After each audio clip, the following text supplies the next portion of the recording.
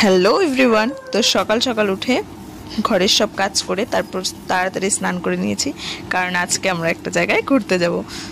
তো খাওয়া দাওয়া করে আমরা বেরিয়ে পড়েছি আমাদের ডেস্টিনেশনে। তো এই যে রাস্তাগুলো দেখো, এই জঙ্গলটা হলো জলদাপাড়া জঙ্গল। তো এর আগে তোমরা দেখেছো এই জায়গায় আমরা ঘুরতে গিয়েছিলাম আমার বার্থডে ব্লকে। তো সেখানেই আবার চলে গেছিলাম আমার হাজব্যান্ডের ফ্রেন্ড আর তার ওয়াইফকে নিয়ে। তো চলো তোমাদের সাথে আরেকবার এই জায়গার ট্যুর শেয়ার করি। তো জায়গাটা তো দেখতে খুবই সুন্দর ছিল। এটা হলো হাজব্যান্ডের ফ্রেন্ডের মেয়ে, ওখানে বসে বলছে মা এখানটা খুবই গরম। তো রৌদ্র পড়লে তো গরম হবেই। তো এখানে আমরা বসেছিলাম, এটা হলো রেস্টুরেন্ট পাশে আছে। তারপর হলো ও ওকে কোলে নেওয়া থেকে ছাড়বেই না, ও ওকে কোলে নিয়েই চলেছে কন্টিনিউয়াসলি। ও পছন্দ করে না এরকম, মানে এত জড়াজড়ি পছন্দ করে না, ও তাও কোলে নেবে। তারপর একটু ওকে ছেড়ে দিয়েছে, তারপর এখানে ও দাঁড়িয়ে আছে টেবিলের উপরে। তো এখানে আমি বসলাম, আমি হাজব্যান্ডকে বললাম যে আমারও একটু ভিডিও করে দাও। তারপর যা হাওয়া দিয়েছিল না, এত আরাম লাগছিল, এত ভালো লাগছিল হাওয়াটা।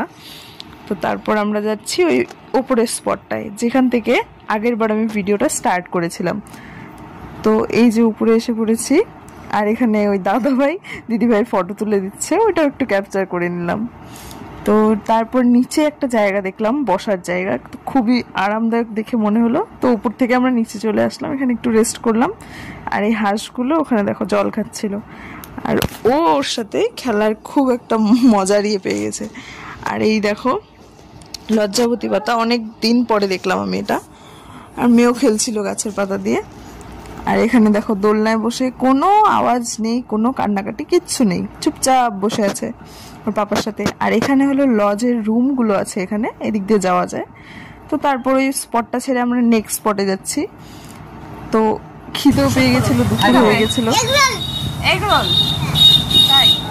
তো ওকে আমি জিজ্ঞাসা করলাম যে তুমি কি খাবে, বলছে আমি চাউমিন খাবো। ফার্স্টে বললো এগ রোল, তারপরে বলে চাউমিন।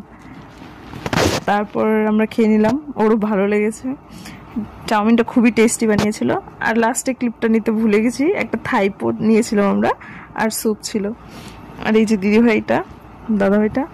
আর তারপর আমরা চলে গেছিলাম জলদাপাড়া রাইনো রিসর্টে। তো এই রিসর্টটা হাতের কাজে তৈরি, তোমরা দেখতে পাচ্ছ কি দারুণ আর্টগুলো করেছে। তো এইটুকু আস্তে আস্তে মেয়ে আবার ঘুমিয়ে পড়েছে। তো কি আর করা যাবে, দেখতে পারলো না ঠিক মতো। তারপর আমরা উপরে চলে গিয়েছিলাম, একটা নদী আছে পাশে, একটু উঁচু জায়গাটা। তো নদীটা খুবই ভালো, আর এখানে আমার হাজবেন্ড প্রায়ই যায়